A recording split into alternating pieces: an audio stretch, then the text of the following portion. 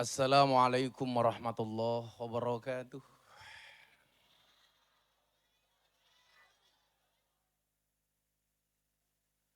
Alhamdulillahil qail. A'udzu billahi samil alimi minasyaitonir rajim. Bismillahirrahmanirrahim. Wa kullan naqussu 'alaika min amba'ir rusuli ma nuthabbitu bihi fuadak. Allahumma salli wa sallim wa barik ala hadan nabiyil karim sayyidina wa maulana Muhammadin wa ala alihi wa ashabil mujahidin at-tahirin. Rabbi shrahli sadri wa yassirli amri wahlul 'uqdatam min lisani yafqahu qawli. Amma ba'du.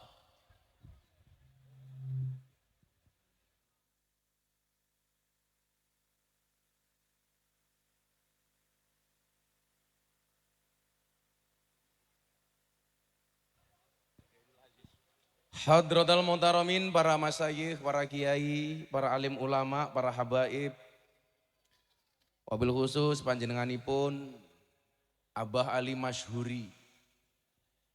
Beliau ini sesepuh untuk saya, selain keilmuan juga spesialis suwo. Salah satu yang mendoakan istri saya ketika divonis kanker.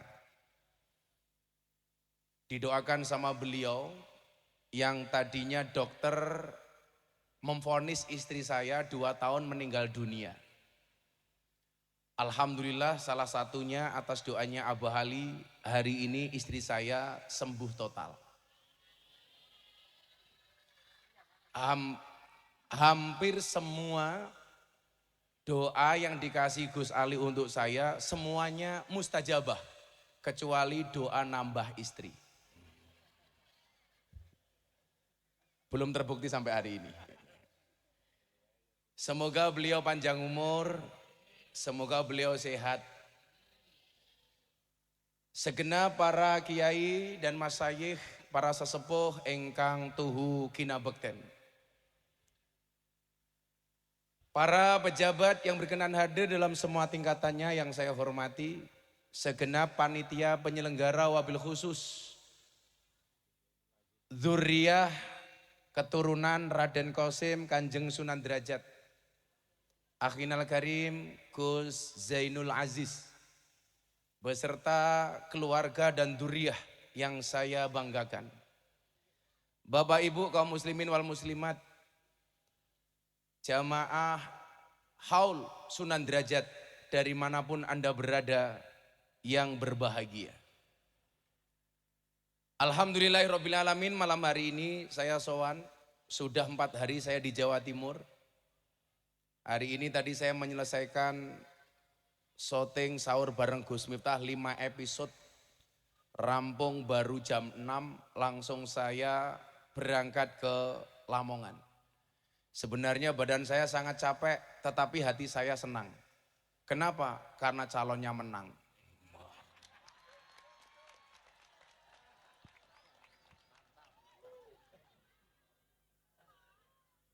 Ada 2 perasaan yang kemudian ketika saya harus sowan Kanjeng Sunan Derajat. Yang pertama, sebenarnya perasaan malu.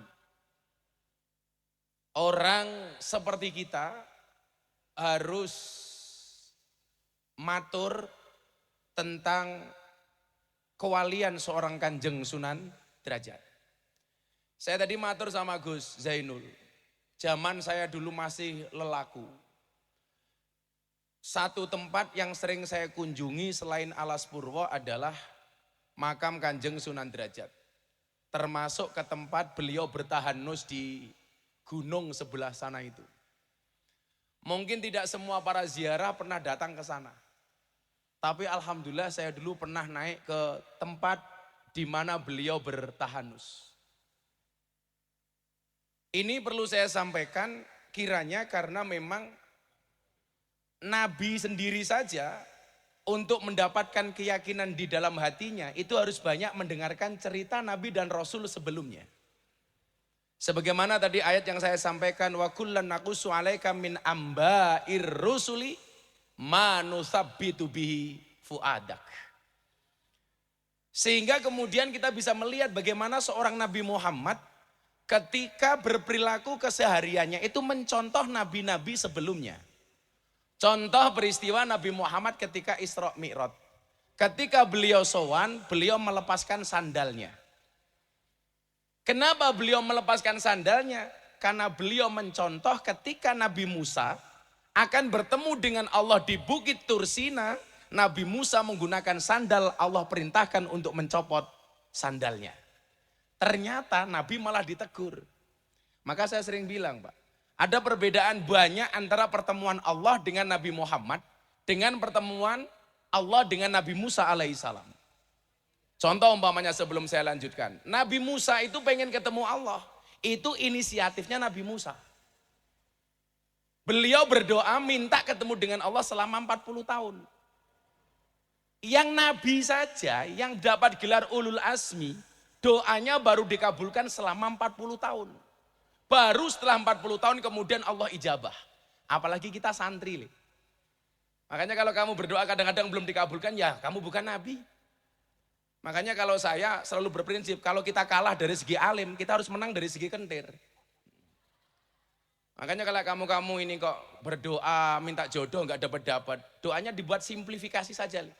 Ya Allah, izinkan aku menjadi imam sholat baginya. Namun bila tidak engkau izinkan aku menjadi imam sholat baginya, izinkan aku untuk menyolatkannya.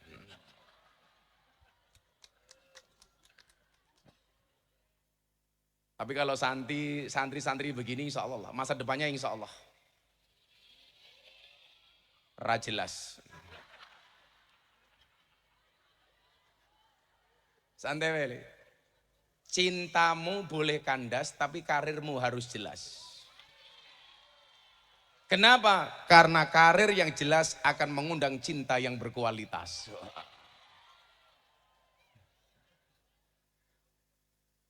Betul Bu?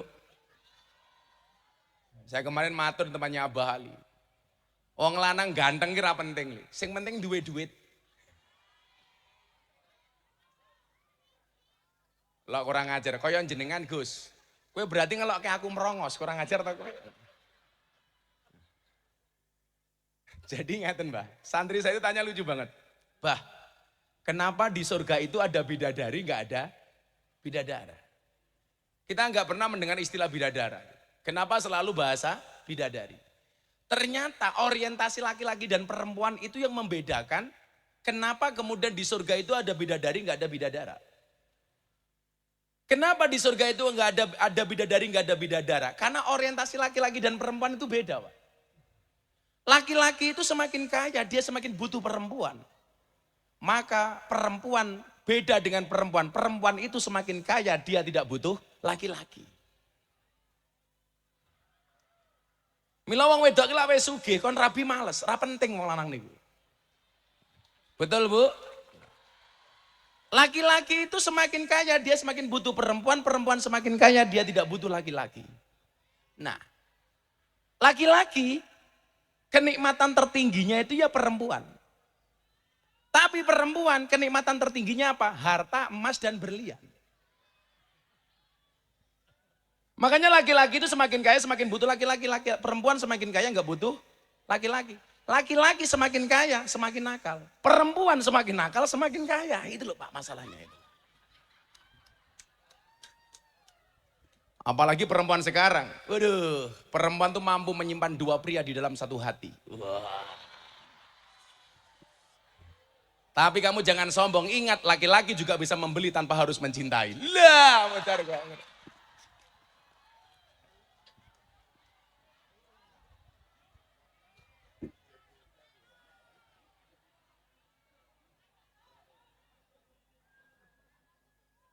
Saya ini pengen menceritakan Nabi Musa dicontoh oleh Nabi Muhammad itu termasuk nanti pada akhirnya saya mau cerita. Di awal dulu ketika kontroversi saya ceramah di klub malam itu dasarnya apa? Apa korelasinya dengan Kanjeng Sunan Derajat itu mau saya sampaikan Pak. Ujungnya nanti ke sana lah. Nah, Nabi Musa itu 40 tahun nih baru diterima. Makanya ya awal dulu lah ndonga bertahun-tahun baru dikabul gitu ya biasa-biasa saja. Maka kemudian Ibnu Athaillah mengatakan apa? La yakun ta'akhuru amadil ata'i ma'al ilhai fid du'a mujiban liyaksika. Fahuwa duminalaka al ijabah. Jangan sampai keberadaan doamu, keterlambatan doamu dikabulkan oleh Tuhanmu menjadikan kamu berputus asa. Kenapa? Karena fahuwa duminalaka al ijabah. Karena dia Allah pasti akan mengabulkan doa-doamu. Itulah alasan Pak, kenapa saya olahraga itu paling suka. 1, nge-gym. 2, sepedaan. Saya kalau sepedaan Pak, Jogja Sragen, PP saya kuat Pak. 200 kilo saya sepedaan kuat. Karena bagi saya orang berdoa itu seperti orang bersepeda. Cepat atau lambat pasti sampai tujuan. Maka teruslah berdoa walaupun doa-doamu belum dikabulkan. Cuman pesan saya 1, kalau bersepeda tetap berhati-hati di jalan. Kenapa? Karena jatuh di aspal tidak seindah jatuh di pelukan mantan. Ya.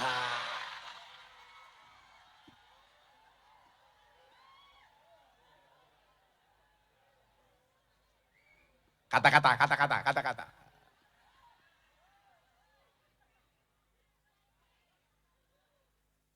Ya bocah hadrah itu. Berakit-rakit ke hulu, berenang-renang ke tepian. Mantanmu sudah ke penghulu kok kamu masih sendirian.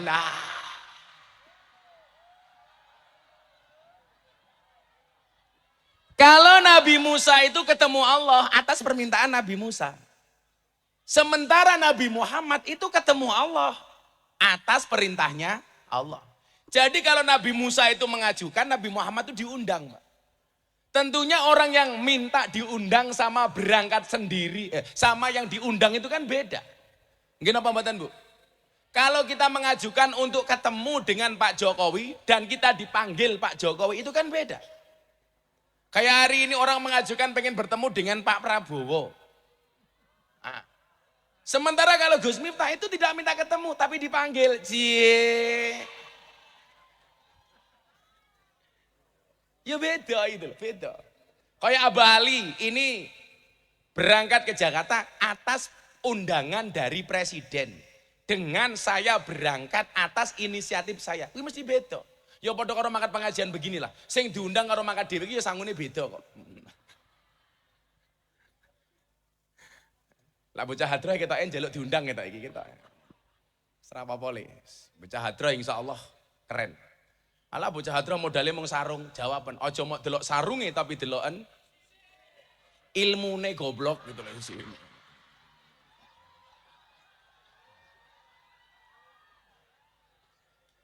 Apalagi perbedaan yang lain umpamanya Nabi Muhammad dengan Nabi Musa. Nabi Muhammad, mohon maaf, Nabi Musa ketemu Allah itu hanya di Bukit Tursina. Sementara Nabi Muhammad di Sidratul Muntaha, wis beda meneh. Nabi Musa ketika ketemu dengan Allah menggunakan sandal, ditegur sama Allah. Musa, copot sandalmu. Injak-injak bukit ini karena ini akan menjadi tempat suci karena merupakan tempat pertemuanku dengan pertemuanmu. Lah Nabi Muhammad mendengar cerita ini, ketika sowan Allah Bu, sandalnya dipakai. Mohon maaf, sandalnya dicopot. Malah ditegur. Muhammad kekasihku, pakai sandalmu. Loh, saiki kiai munggah panggung karo sing ra kiai beda kok. Lah munggah panggung ki kiai sandale dienggo. Abah Ali contohnya iki lho.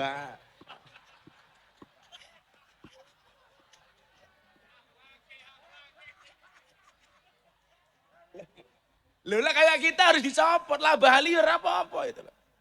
Kok Abah Ali rawuh tenggone panjenengan, sandalnya mau dicopot, ampun Mbah diasto mawon diagem mawon sandale. Nggih ta? Lah awakmu sing teko, copot beda bro. Kualitas iki lagi beda. Jadi Nabi Musa itu disuruh mencopot sandal, Nabi Muhammad suruh menggunakan sandal. Maksud saya apa? Seorang nabi sekalipun itu butuh diceritakan kisah-kisah nabi-nabi sebelumnya. Tujuannya untuk apa? Tujuannya adalah manusabbitu bi fuadak. Supaya hati ini luwih yakin. Lah kaya awake dhewe niki nyuwun sewu, butuh datang terhadap hal-hal para masyayikh, para kiai, terlebih para wali. Itu sama tujuannya. Manusia bitubi fuadak dalam konteks yang lebih kecil. Sehingga kemudian apa? Kalau Habib Lutfi mengatakan sama kita dulu begini, salah satu hal itu dilaksanakan selain wayud karufihi manakibul mutawafa. Makanya tadi sebelum saya sowan sama Abah Rawuh, itu kan tadi pasti ada di dalamnya apa cerita tentang perjalanan Sunan Derajat. Karena ini bagian dari wayud karufihi manakibul mutawafa. Selain itu apa? Hal ini sebenarnya dilaksanakan dalam rangka menumbuhkan rasa apa? Rasa malu. Rasa malunya siapa? Rasa malu yang hidup kepada yang mati. Yang mati saja mohon maaf. Masih bisa membahagiakan sekian banyak orang. Mosok awake dhewe urip ora iso gawe seneng marang liyan. Coba gara-gara halnya Sunan Derajat. Enggak usah halnya lah, yang kulayom kita bisa saksikan keberadaan makam beliau. Bagaimana kemudian kita tidak malu. Yang sudah sowan sama Allah. Masih bisa memberikan sekian banyak kebahagiaan. Yang mati membahagiakan yang hidup. Lah mosok awake dhewe sing urip kok gawe susah sing urip. Contohnya sing gawe susah niku sinten? Cetha kalah ora trimo. Lah niku termasuk niku. Gawe susah niku. Lah wong rakyate wis trimo.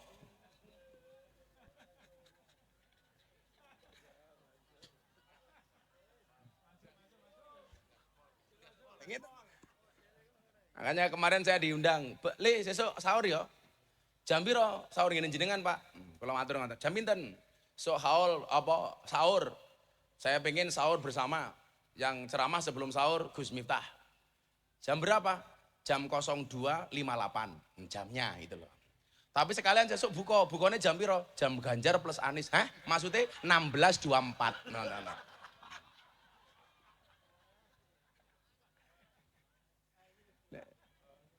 Coba gara-gara makamnya Sunan Derajat menumbuhkan rasa malu seperti apa? Sekian banyak manfaat yang beliau berikan. Kalau matur kali Abah, ternyata menurut Gus Zainul benar. Luar pulau itu yang paling banyak ziarah ke Jawa, itu ya Lampung. Kebetulan Lampung itu tempatnya bapak ibu saya. Mbah saya itu Ponorogo. Tadi saya di jalan matur sama Gus Adim. Saya itu secara kultur lebih nyaman tinggal di Jawa Timur. Karena mbah saya itu Ponorogo. Yang kemarin Abah Ali bilang, "Le, kowe Mbah Ilyas." Nggih. Jadi kalau saya urutkan dari bawah itu Miftah Maulana Habibur Rahman punya bapak namanya Kiai Muhammad Murodi, punya bapak Muhammad Boniran, Muhammad Usman Jalal Iman Karyonawi Madarum, Kiai Ilyas, Mbah Muhammad Besari. Jadi urut ke-8 dari Mbah Ilyas, urut ke-9 dari Mbah Muhammad Besari. Ini saya pikir perlu kita kampanyekan wong Jawa ki kudu ngerti nasabe.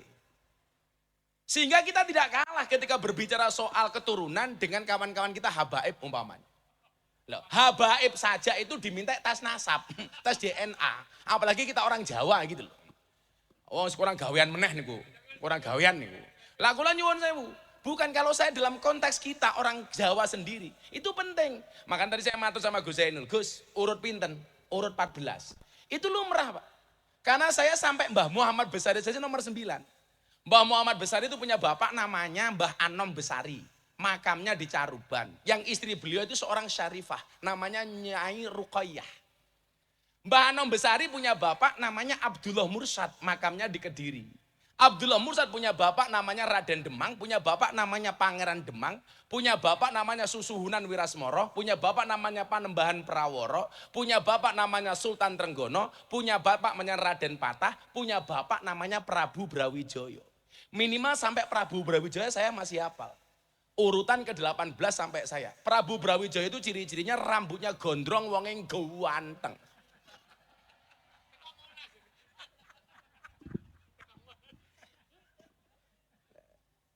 Nah, Mbah Sunan Derajat inilah yang kemudian menjadi salah satu inspirasi saya. Ketika saya dulu bolak-balik ke Derajat sowan ziarah. Seperti para peziarah yang lainnya ini. Yang kemudian salah satu makalah beliau.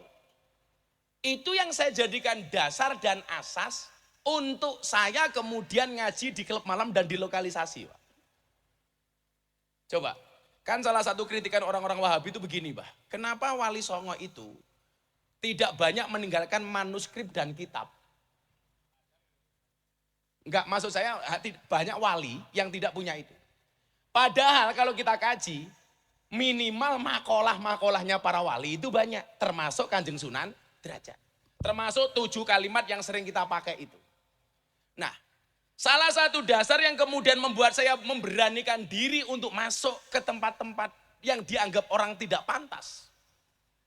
Salah satunya adalah apa yang pernah disampaikan oleh Kanjeng Sunan Derajat yang sering kita dengar. Apa Willy? Mene ono teken marang wong kang wuta, mene ono mangan marang wong kang luwe.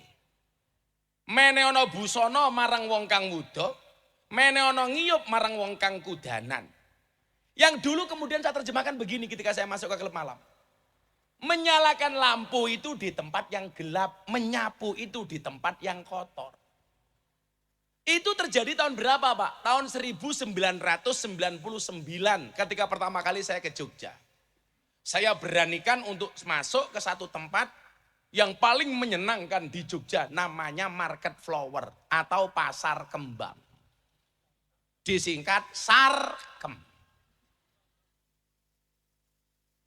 Loh, saya bukan alumni. Aku kiai ini goblok kok alumni gitu loh. Nah ternyata apa yang disampaikan Kanjeng Sunan Derajat kalau kemudian kita tilik dengan hadisnya Nabi. Itu kan selaras dengan wallah fi aunil abdi maka nal abdu fi auni akhi. Allah akan menolong hambanya manakala sang hamba mau menolong saudaranya.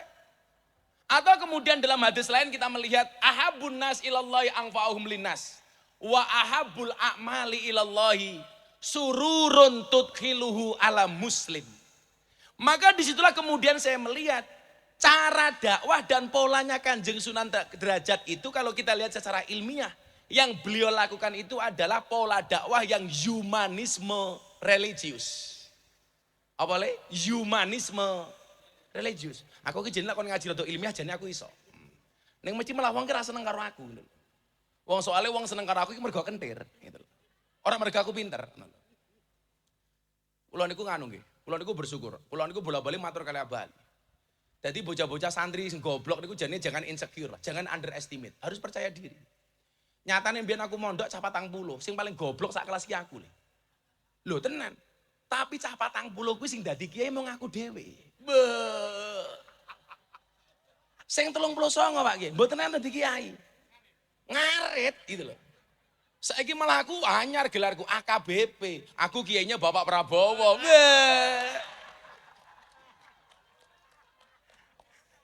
Menang ki bebas.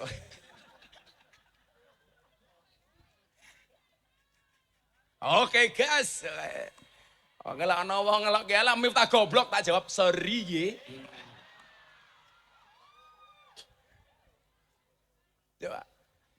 Pola dakwah humanisme religius ini apa? Memanusiakan manusia. Bagaimana orang di daerah Paciran, Lamongan dan sekitarnya akhirnya menyerahkan dirinya untuk menjadi seorang muslim. Itu ketika merasa eksistensinya dihargai sebagai manusia oleh Kanjeng Sunan Derajat. Karena memang esensi beragama itu adalah memanusiakan manusia. Sementara kelompok-kelompok yang keras itu, pola dakwahnya berbeda dengan apa yang dilakukan oleh kita yang mencontoh Kanjeng Sunan Derajat umpamanya. Kalau Kanjeng Sunan Derajat itu pola dakwahnya humanisme religius, sementara kelompok mereka rata-rata dibalik religius humanisme. Lebih mengutamakan pendekatan agamanya dibandingkan sisi kemanusiaannya. Nah, karena yang digunakan oleh Kanjeng Sunan Derajat itu humanisme religius. Itu sesuai apa yang disampaikan oleh Al-Quran ketika menyampaikan tentang pola dakwahnya Kanjeng Nabi. Apa itu? Wa ma nursilul mursalina illa mubasyirina wa mungdzirin. Lah dakwahnya orang NU dalam hal ini dicontohkan oleh Kanjeng Sunan Derajat, lebih mengutamakan mubasyir dibandingkan mundir. Makanya orang kayak Abah Ali ini nyenengke karena mubasyir. Kowe pengen warung mularis? Wah, golek pelayan sing ayu sing susune gede.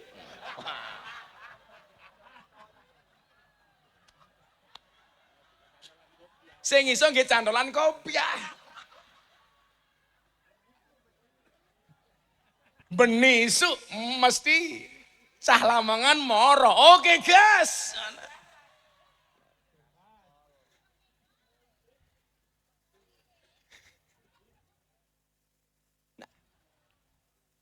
Loh, saya ingatin Pak, ngapunten nggih. Karena ada pertanyaan begini, Gus, dari sekian tokoh nasional itu orang NU sing paling nekat belajar ngegas dari pertama dukung capres itu Gus Miftah. Dan itu diakui sama semua orang. Itu mohon maaf, kalau ngomong soal reputasi itu ancaman bagi saya, Pak. Itu akan mengganggu reputasi saya sebagai seorang mubalik. Apa mana kok jagone kalah, wah iso modar aku Pak, gitu loh. Tapi dari awal kemudian saya menyampaikan begini, yang tidak setuju kiai ngawal capres, itu mesti orang fasik. Kemungkinan dua orang, dua hal. Satu orang fasik, orang jahat. Kenapa? Karena kalau ada kiai kayak Abah Ali ini, berada dekat dengan calon presiden, maka otomatis pintu orang fasik untuk mendekat capres itu menjadi tertutup. Tapi kalau orang baik tidak mau dekat dengan capres, otomatis orang fasik akan mendekat. Kemudian yang nggak terima siapa? Yang kedua, pasti orang yang beda pilihan dengan kita. Lah podo, api Gus.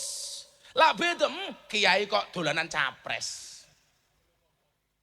Iya toh? Loh, ini udah gak kampanye lagi, rugi saya kampanye wis menang kok kampanye gitu. Ini kan tahadus bin nikmah. Idkhalus surur. Kita sing ra trimo kita pendukungnya sing kalah gitu gitu.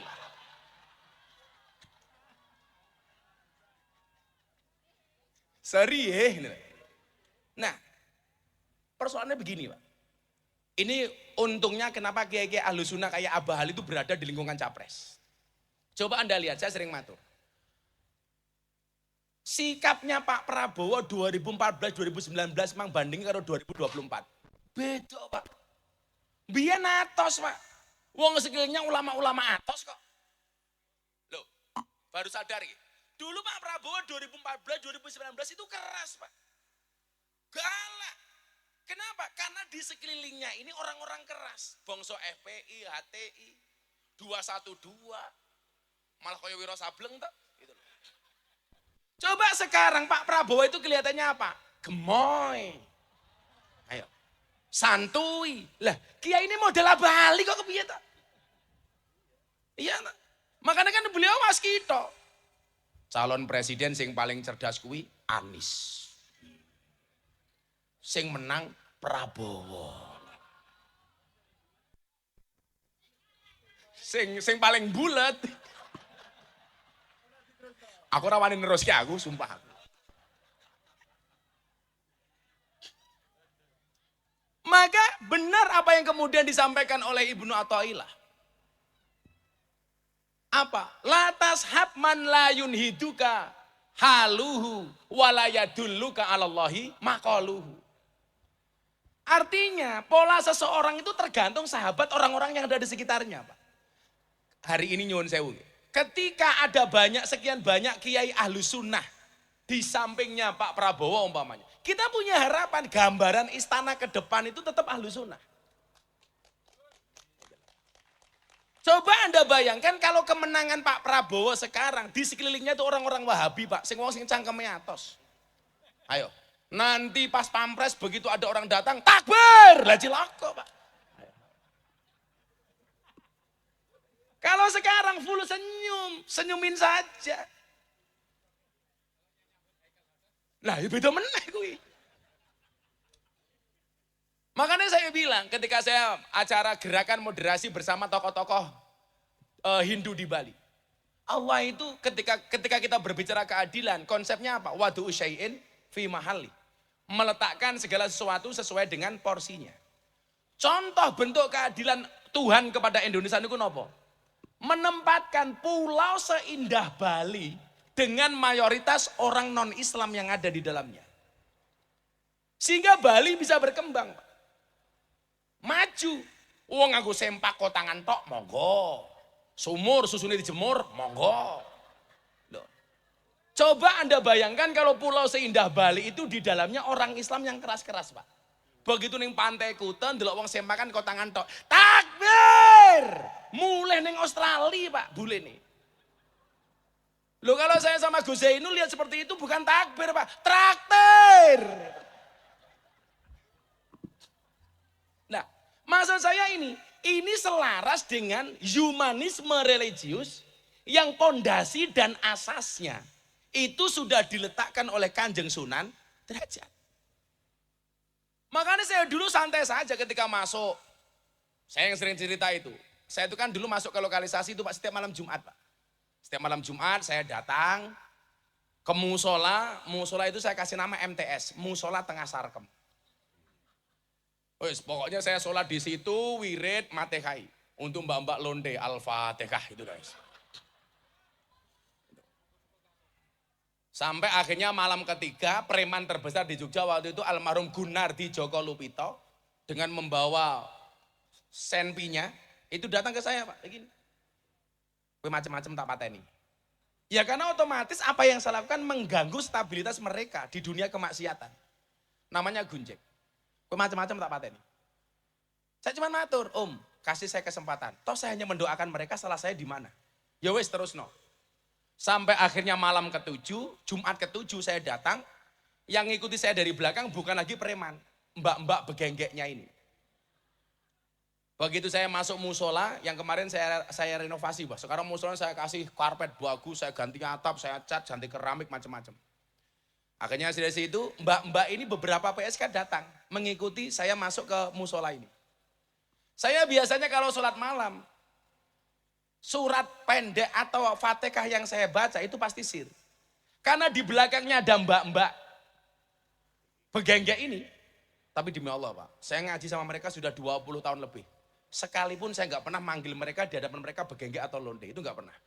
Kan nggak mungkin, mbak-mbak para londe rahimakumullah kan nggak mungkin. Jelas nggak mungkin. Atau Allah umruhum munak jilaka. Saat itu, begitu saya baca Fatihah, kok mereka di belakang saya kok ikut mendengarkan nyemak orang sholat. Akhirnya, bacaan surat yang saya baca secara sir, itu saya baca secara jahar. Saya ingat betul waktu itu yang saya baca itu surat Al-Muzammil, kelingan. Setelah Fatihah saya baca, mereka mendengarkan. Ya ayyuhal muzammil.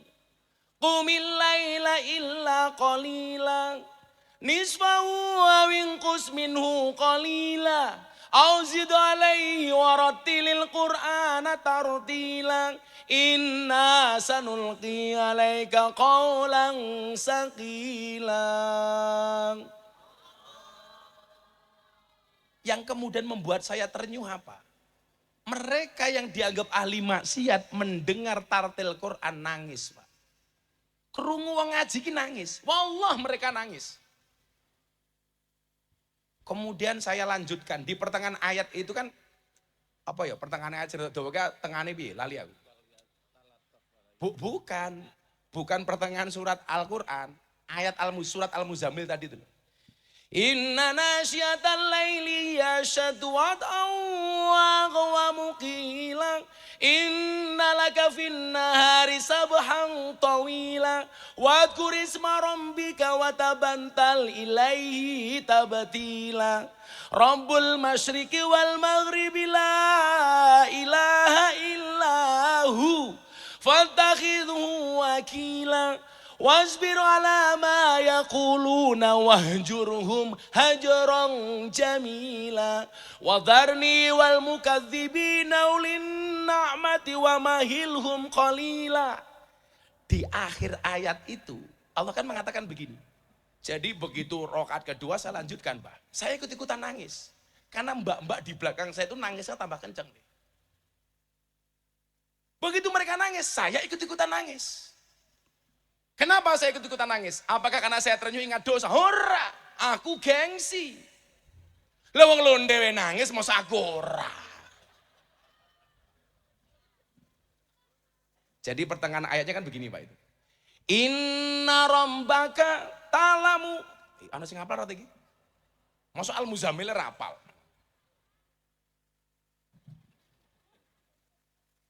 Wah, ra sida tak sangoni we. Duitku oke lagi ini Prabowo kok. Malah kul huwailek lho. Orang ngono meneh bedane beda meneh ning Yogyakarta. Imame bar Fatihah inna, tapi lali arep inna apa? Inna meneng meneh. Inna akhirnya makmum memburi bengok banget. Inna lillahi wa inna ilaihi rajiun.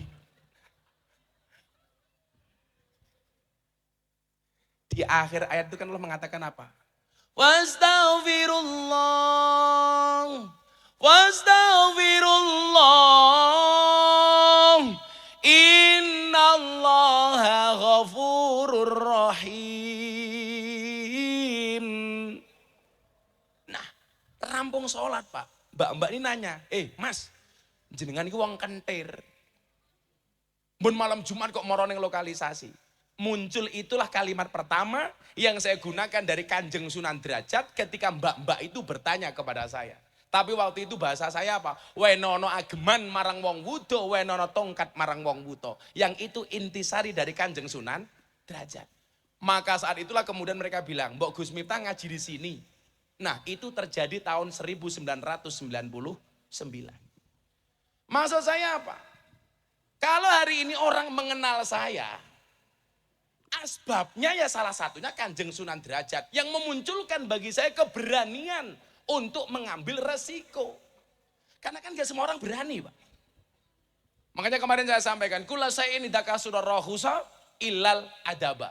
Segala sesuatu kalau jumlahnya itu banyak pasti murah kecuali adab. Makanya anak-anak santri itu kalau pengen mahal gampang, jadilah yang sedikit. Karena barang itu kalau sedikit pasti langka. Kalau langka pasti antik. Kalau antik harganya mahal. Kiai ki oke lho, sing ngurusi lonte jarang. Sopo? Gus Miftah. Berarti Gus Miftah kiai? Kiai larang goblok.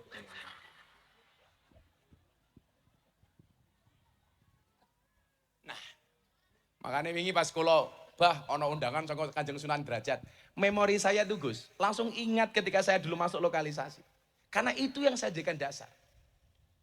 Karena ketika berbicara apa yang disampaikan oleh Nabi, ahabun nas ilallah angfa'uhum linnas. Menungso sing paling disenengi karo Gusti Allah, sing paling oke manfaati. Wa ahabbul a'mali ilallah sururun tudkhiluhu ala muslim takshifu anhu kurbata. Lah, kalau melihat makalah-makalahnya Kanjeng Sunan Derajat, itu rata-rata gawe seneng wong, Pak. Orang gawe susah. Pola dakwahnya yasiru digawe seneng, basiru digawe enteng, digawe mudah, digawe seneng. Mila nyopo, saya itu bangga banget jadi orang Ahlussunnah wal Jamaah itu alasannya itu.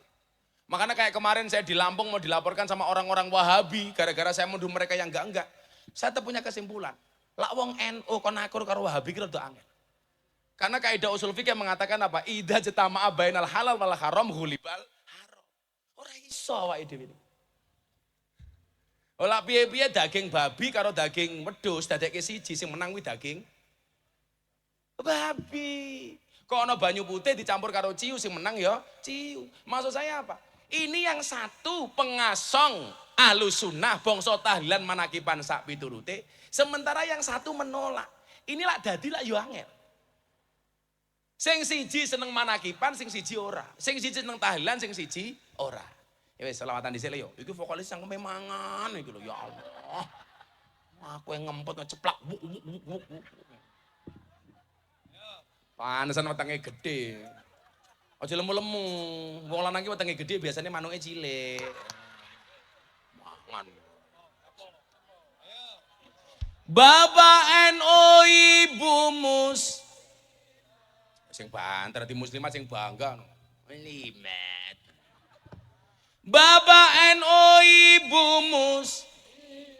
Kakang Ansor Adeva ayat tahlilane saben malam. Mulai tahlilan padha nggawa rahmat. Pantes mangan wis mau pikir berkat. Tahlilane saben malam. Mulai tahlilan padha nggawa salatullah salamullah ala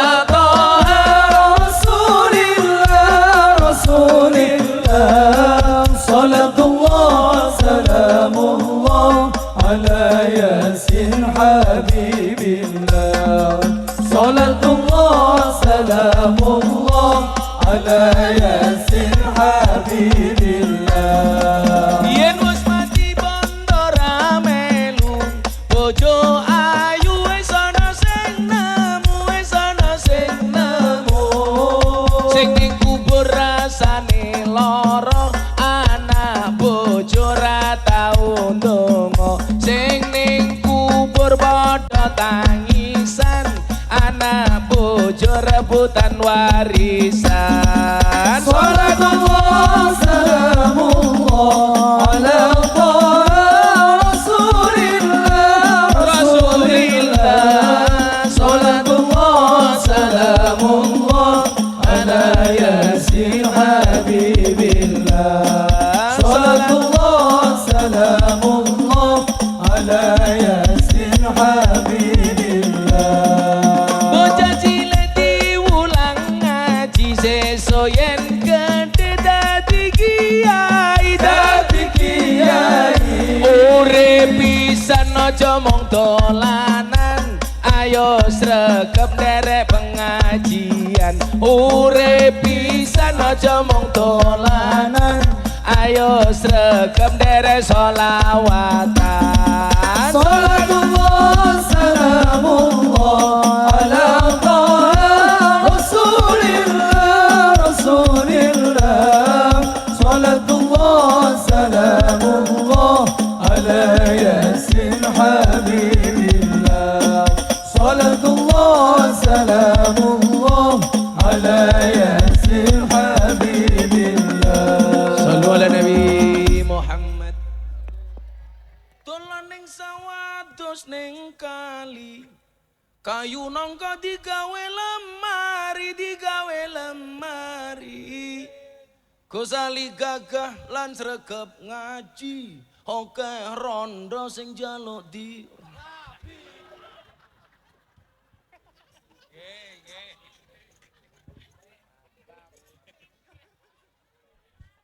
walat aku.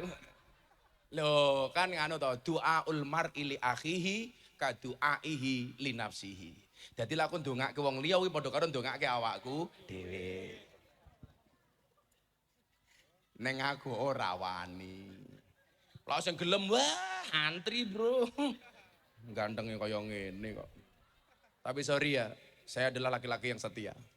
Karena saya punya prinsip lelaki yang hebat bukan lelaki yang mencintai banyak wanita, tetapi mencintai satu wanita dengan banyak cara. Oh. Saya harus ngomong seperti itu, kenapa? Karena direkam banyak kamera. Konangan bojoku modar, Pak. Alah, ngalim-alime kiai, dikitak bojone goblok dadak tak kan. Lawang Sayyidina Umar setan iblis demit wedi karo Umar. Beli aja wedi karo bojone kok. Mila lah ana wong lamongan bojone galak niku insyaallah dua kemungkinan. Kemungkinan pertama Anda akan diangkat menjadi walinya Allah seperti Umar. Amin. Atau kemungkinan kedua min alamatil stroke.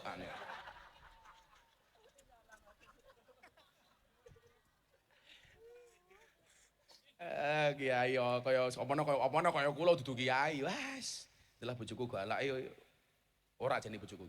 Mung bojoku iki ahli sejarah. Dadi lek sing lanang duwe salah pisan seumur hidup kelingan terus. Curhat mbahmu ki curhat itu. Karena perempuan itu karakternya kalau disakiti nggak pernah lupa, kalau menyakiti nggak pernah ingat. Ciri-cirinya jibape coklat. Gitu.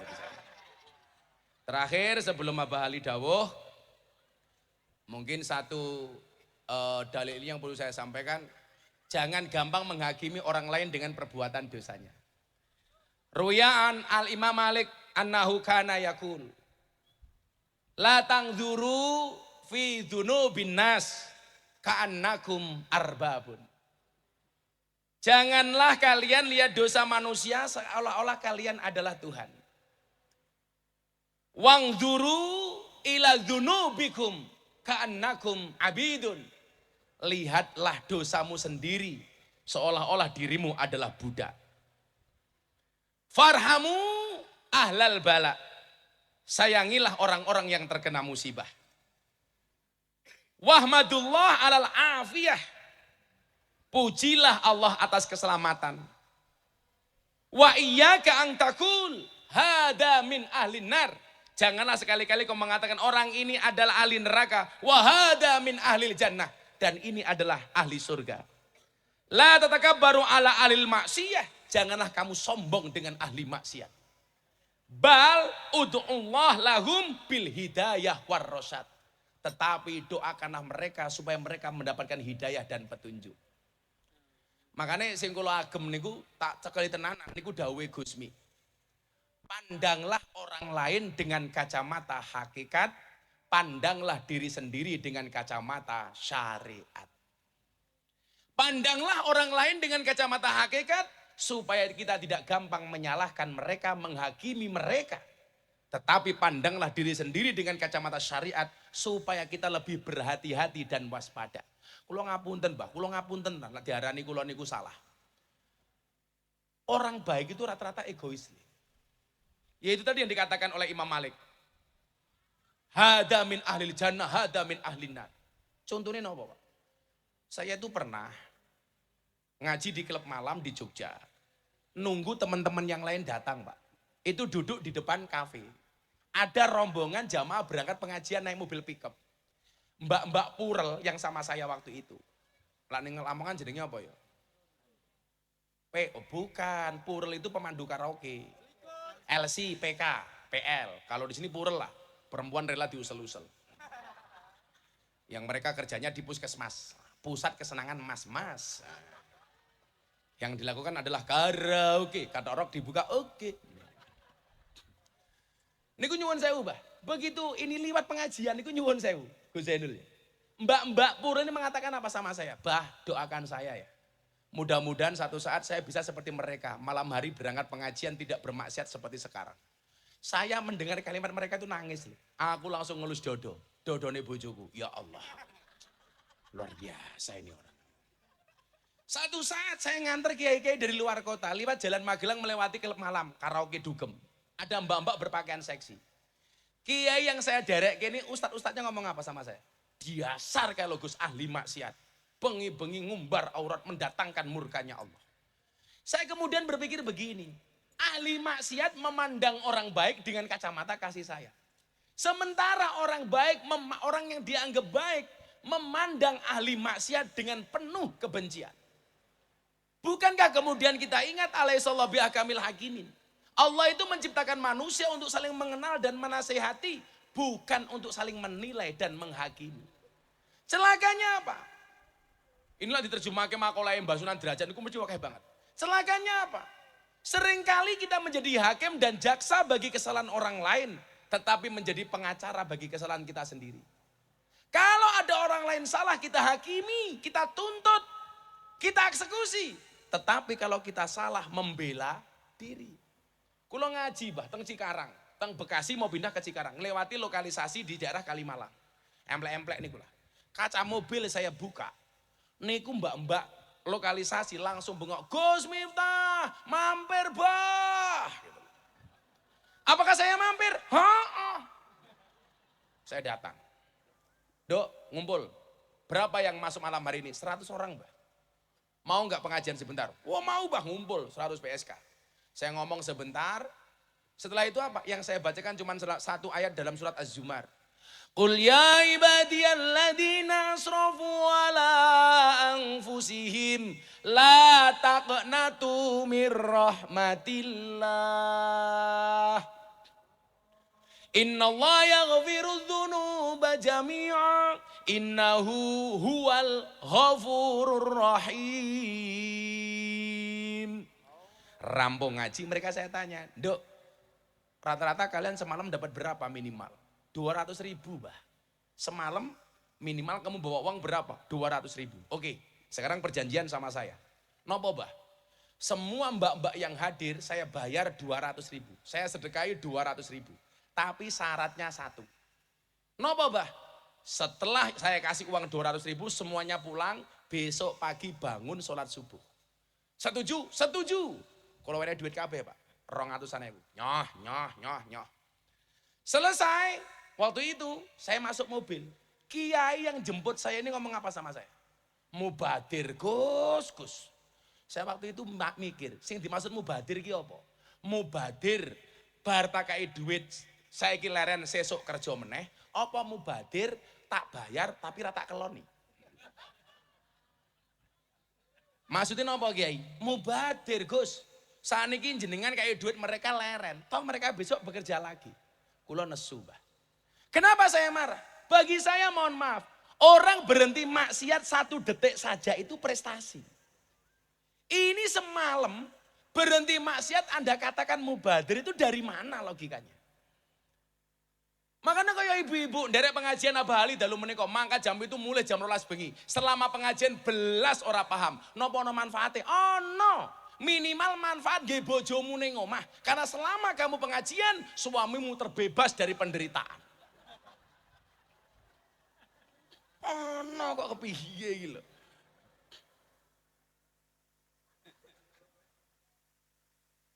Lha kaya ana mbak-mbak PSK Pak sedo, Pak. Saya layat kan ndongake. Ya saya layat ndongake.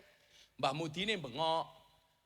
Nyuwun sewu para rawuh, almarhumah menika saya nomo awon, liyane belas rono sing mani jawab. Mergo dianggap PSK meninggalnya pas kebakaran di lokalisasi Sarkem. Kebakaran mati. Meneng kabeh, kula bengok, saya nopo awon, saya nopo awon, rampung saya diprotes. Gus, niku PSK kok jenengan ditakoni saya nopo jawab saya. Maksudnya nopo? Kowe salah. Kenapa saya jawab saya? Karena kematiannya itu minimal membawa kebaikan untuk dirinya sendiri. Gara-gara dia mati, wis ra nglonte meneh. Loh, nggih napa mboten, Gus? Masuk bro, Kiai ini Prabowo aja.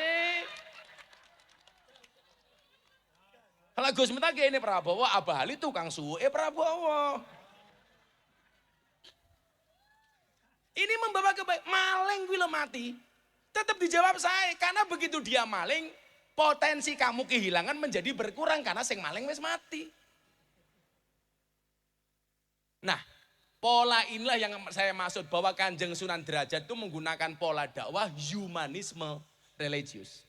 Kapan-kapan Gus, kula ajeng nulis babakan ini. Kebetulan saya baru kuliah S2 di 3 tempat. Saya kuliah di Jogja, di UIN Jogja S2 mengambil akidah filsafat. Saya kuliah S2 di Unisula Semarang. Mengambil jurusan pendidikan. Saya kuliah S2 di UNES, Universitas Negeri Semarang, S2, mengambil jurusan pendidikan seni. Nah, nanti pas pendidikan itu saya mau nulis. Karena dulu skripsi saya itu berbicara tentang pendidikan yang menyenangkan. Lah, ini saya mau nulis humanisme religius by Sunan Derajat. Ya tagihan loh kayaknya. Malah tambah semangat aku. Jadi tahun ngarep aku kuliah S3. Wah, jadi sok Gus Zainul nyuruh aku Dr. Miftah Maulana Habibur Rahman. Lah saiki cukup prof, bukan profesor, provokator.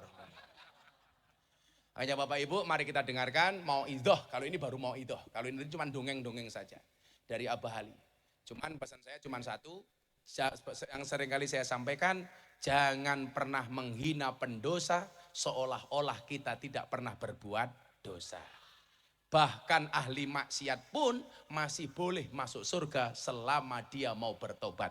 Karena pada hakikatnya surga dan neraka Allah ciptakan sama-sama untuk ahli maksiat. Allah ciptakan surga untuk ahli maksiat yang mau bertobat. Dan Allah ciptakan neraka untuk ahli maksiat yang tidak mau bertobat. Terima kasih. Assalamualaikum warahmatullahi wabarakatuh.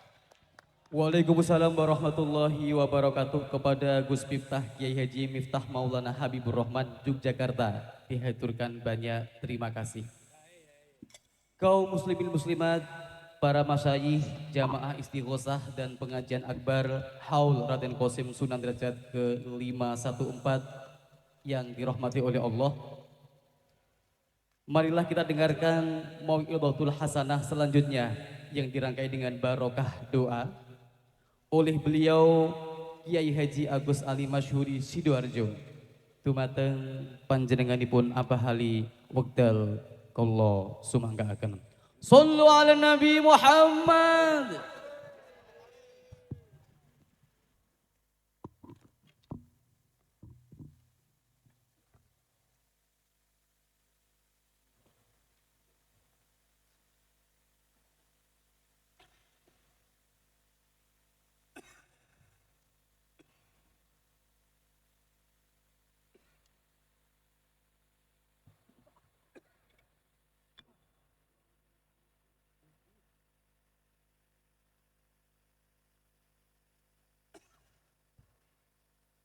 Assalamualaikum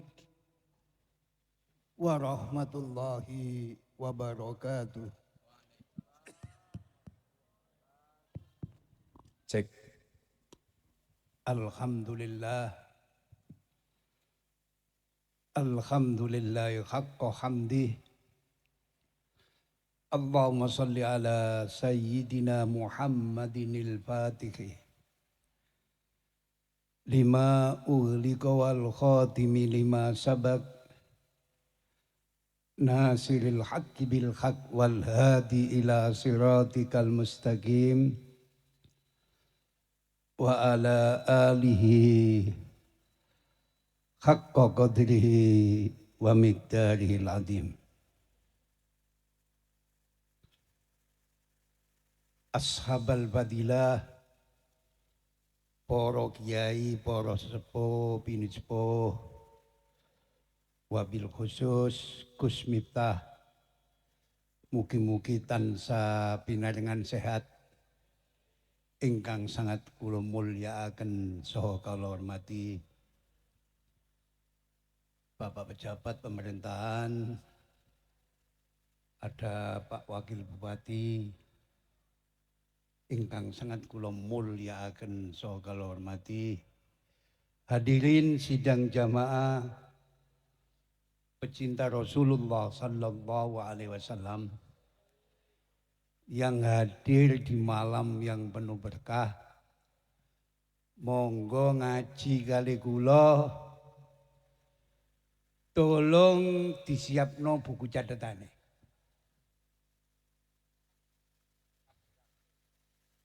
Pertama saya mengambil apa yang disampaikan Imam Sufyan Ibnu Uyainah, guru dari Syekh Ahmad bin Hambal dalam bidang hadis. Beliau punya satu tesis, Inda dzikri sholihin tanzilur rahmah. Pada menyebut nama orang soleh, turunlah rahmat. Selang beberapa tahun, dawuh ini diperkuat oleh beliau Hujjatul Islam Al-Imam Abi Hamid Muhammad bin Muhammad Al-Ghazali. Yang dimaksud inda dzikri sholihin tanzilur rahmah. Pada menyebut nama orang soleh turunlah rahmat. Bukan rahmatnya yang turun, tapi sebabnya rahmat yang turun. Awalnya rahmat adalah melaksanakan kebajikan. Sedang awalnya kebajikan adalah mencintai orang-orang soleh yang istiqomah melakukan kebajikan. Stop. Bisa dilanjut? Bisa dilanjut? Sabda ini diperkuat oleh apa yang disampaikan oleh salah satu tabi'in yang terkenal, Ibnu Sirin. Inna hadal ilma dinun, fanduru amman ta'khuduna dinakum. Allahumma sholli ala Muhammad. Sesungguhnya ilmu ini, ilmu sanad adalah agama. Maka lihatlah dari mana kamu mengambil agama kamu. Allahumma sholli ala Muhammad.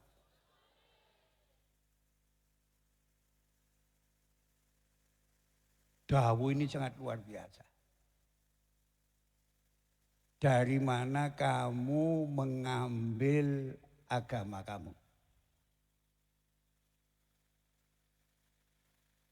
Ilmu ku nek sanate jelas, siji barokah, loro manfaat. Sunan Derajat bisa menjadi begini karena sanad keilmuannya jelas. Sunan Bonang dirobong wong sampai hari ini karena sanad keilmuannya jelas. Allahumma sholli ala Muhammad. Di Indonesia ini, cepet bisa lu. Ada 2 ulama besar yang mampu mewariskan sanad keilmuan yang sangat luar biasa. Catatan. Siji beliau Al-Arabillah Al-Makburlah Kiai Haji Muhammad Khalil bin Abdul Latif Al-Bangkalani Madura. Yang kedua Mbah Soleh Darat Semarang. Kedua kiai ini umurnya relatif sama, mondoki bareng ke Mekah, gurunya sama, sehingga mampu mewariskan sanad keilmuan yang luar biasa. Supaya lengkap kajian di Khol malam ini,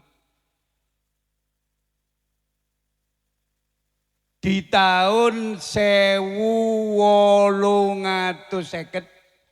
Masehi ada 2 ulama Indonesia yang sangat luar biasa. Pertama Kiai Haji Abdul Manan Dipo Menggolo Termas Pacitan. Banyak Semakfut Termas. Allahumma sholli ala Muhammad. Yang kedua Imam Nawawi Al-Bantani. Rungokno. Rong kiai gede iki tidak dimiliki Malaysia. Tidak dimiliki Thailand, tidak dimiliki negara-negara Asia yang lain. Tapi asli produk ulama Nusantara, ulama Indonesia, wong Jawa, ketepatan adalah orang-orang Jamiah Nahdlatul Ulama. Allahumma sholli ala Muhammad. Bisa dilanjut. Tahun 1850. Malaysia belum punya intelektual semacam itu.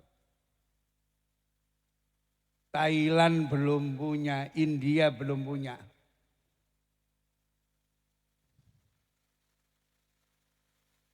Adapun murid-murid beliau, pertama, murid Hadratus Syekh Kiai Haji Muhammad Khalil bin Abdul Latif adalah KH Hasim As'ari. Seorang pendiri Pondok Pesantren Tebuireng Jombang. Seorang pendiri Jam'iyah Nahdlatul Ulama sekaligus sebagai pahlawan nasional. Top Markotop. Belum ada. Ngedekno pondok, zaman penjajahan gak gampang. Mendirikan sebuah organisasi gak gampang. Tapi beliau Mbah Hasim mampu mengukir prestasi dan prasasti. Contoh, dalam pertempuran 10 November saja, Mbah Hasim bisa ngerahkan pasukan 30.000 santri untuk jihad mempertahankan kemerdekaan di Surabaya. Allahumma sholli ala Muhammad. Tidak ada.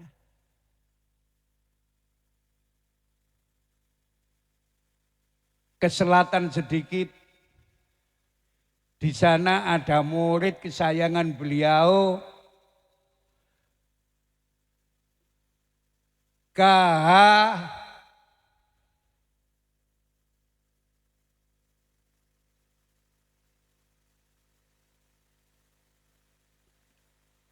Kiai Dahlan.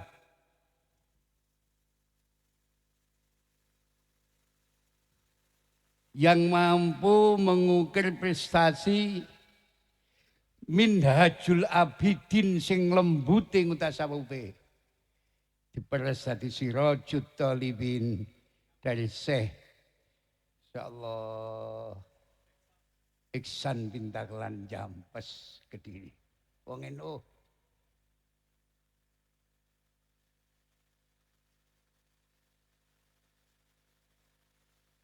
Ngalor sedikit di sana ada KH Wahab Hasbullah.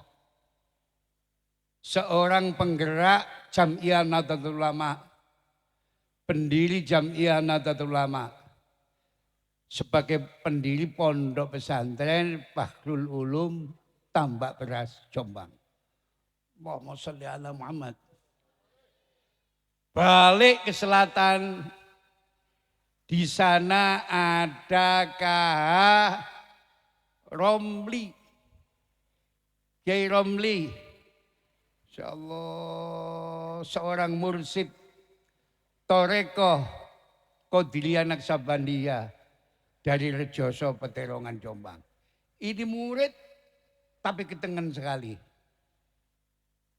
Ke timur sedikit di sana ada KH Abdul Karim. Allah Sidogiri Pasuruan. Di sana ada KH Habib Abdullah bin Ali bin Hasan Al-Haddad Sangeng Bangil. Allahumma sholli ala Muhammad. Ke timur sedikit di sana ada KH Siddiq Jember. Rata-rata anak cucunya menjadi kiai-kiai besar di Republik ini.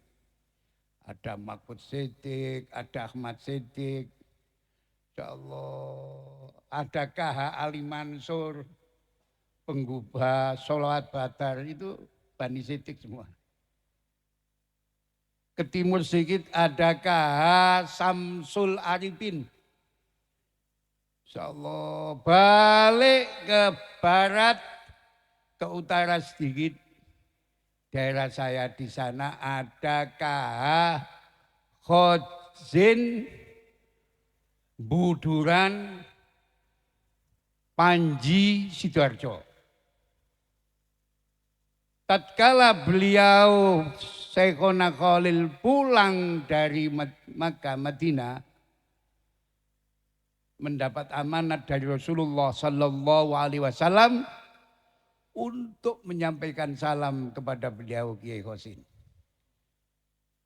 Dengarkan, wong diuluki salam Kiai Hamid Tekramat wong. Iki sing kirim salam iki Rasulullah Sallallahu Alaihi Wasallam. Digolek. Ketemu satu wadon jelo. Ben salame kula tirami.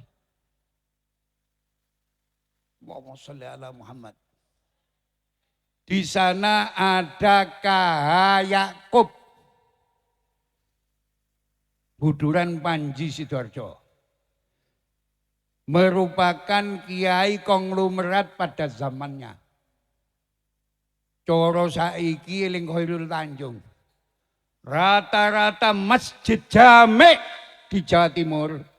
Di sana ada jayanya Kiai Yakub Panji. Allahumma sholli ala Muhammad. Termasuk Masjid Jame Sidoarjo. Itu bukan bangunannya Pemda, tapi jayanya Kiai Yakub Panji. Allahumma sholli ala Muhammad. Kula dongakno sugih kabeh ning Kiai Yakub. Allahumma sholli ala Muhammad. Adapun murid dari beliau Mbah Soleh Darat termasuk R.A. Kartini, termasuk HOS Cokro Aminoto. Otot delok Cokro iso maca kitab iki. Termasuk KH Ahmad Dahlan, pendiri Muhammadiyah. Ya Allah. Mulai konco-konco NU Muhammadiyah gak usah tukaran. Iku tunggal guru. Bahkan secara nasab kedua-duanya adalah duriyah dari Sunan Giri Gresik. Allahumma sholli ala Muhammad. Allahumma sholli ala Muhammad. Bisa dilanjut? Bisa dilanjut?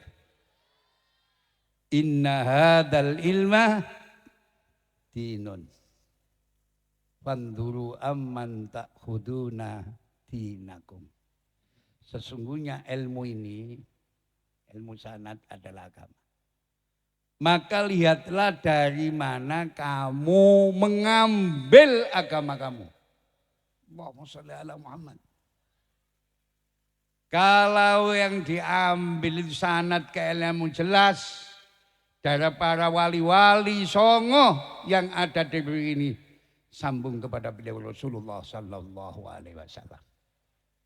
Gak usah tes DNA, nek sanad keilmuan sumber itu kono, insyaallah sambung dengan beliau Rasulullah sallallahu alaihi wasallam. Muga-muga tadi keterangan sing barokah, tadi keterangan sing manfaat. Niki kula wacae dongae sebab pidato nduk kholi wali kok ale tawa-tawa. Rata-rata wali-waline Allah ku mboten demen ngomong. Gak ono waline Allah gedabur sih gak ono. Mulai langsung kula dongani sampeyan namini nggih. Donga niki jenenge sholawat Badawi Kubro. Guru kula dawuh nek ana kampung diwacana shalawat iki, insyaallah aman. Berkah, murah sandang, murah pangan, insyaallah penduduk dadi penduduk al-ibadah. Al-Fatihah. Bismillahirrahmanirrahim. Alhamdulillahirabbil alamin. Allahumma shalli wa sallim wa barik ala sayyidina Muhammadin nurid dat wa sirris sairil asma'i was sifat. Allahumma shalli ala nuril anwar wa sirril asrar wa tiryakil aghyar wa mitaqi babil yasar. Sayyidina Muhammadinil Mukhtar wa alihil adhar wa ashabil akhyar. Adada ni'amillahi wa ifdalih. Allahumma salli wa sallim wa barik ala sayyidina wa maulana Muhammadin. Sajaratil aslin nuraniyah. Walam'atil qabdatir rahmaniyah. Wa afdalil khaliqatil insaniyah. Wa asrafis suratil jismaniyah. Wa ma'dinil asrar rabbaniyah wa khazainil ulumil istifaiyah sahibil qabdatil asliyah wal bahjatis saniyah wa rutbatil aliyah manin darajatin nabiyyuna tahta liwaihi fahum minhu wa ilaihi. Wa salli wa sallim wa barik alaihi wa ala alihi wa sahbihi adada ma khalaqta wa razaqta wa amatta wa ahyaita ila yaumin tub'asu man afnaita sallim taslima walhamdulillahi rabbil alamin wa sallallahu ala sayyidina Muhammadin wa ala alihi wa sahbihi wa sallam walhamdulillahi rabbil alamin. Wassalamualaikum warahmatullahi wabarakatuh.